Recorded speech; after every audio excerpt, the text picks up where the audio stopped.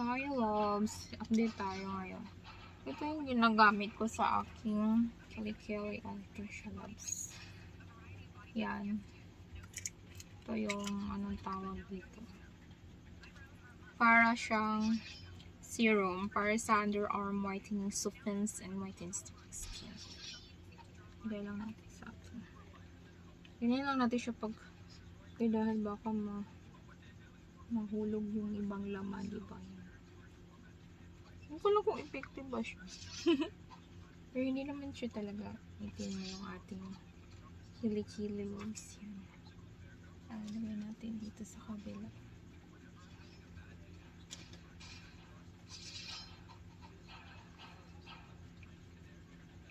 Yan. Kabila. Dry na siya. Pwede rin siya ilagay dito sa tuhod. Pero hindi tayo maglalagay ngayon. Ito lang nilagay natin. Itong oil, aloe vera, and vitamin E.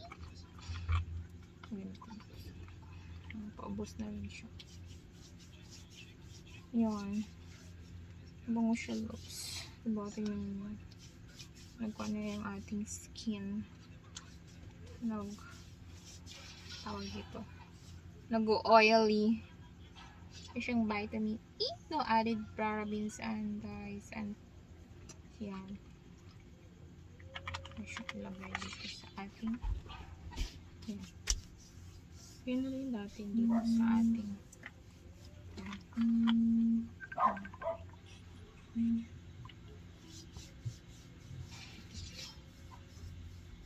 yun natin sa ating paa. Diba nag-oil na siya loves. Oil.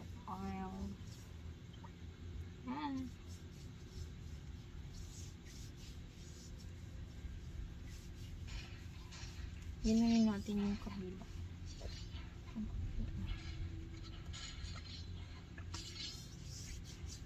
Yun na rin natin ang ating pag dito para dito heat. Okay dito. Okay na yung ating fitness. Sa banda dito. Diba? Sabi nila, pwede rin daw siyang ilagay sa buhok.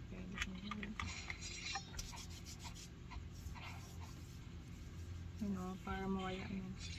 Uy, mayroon pa yung ito. Marka ng putik.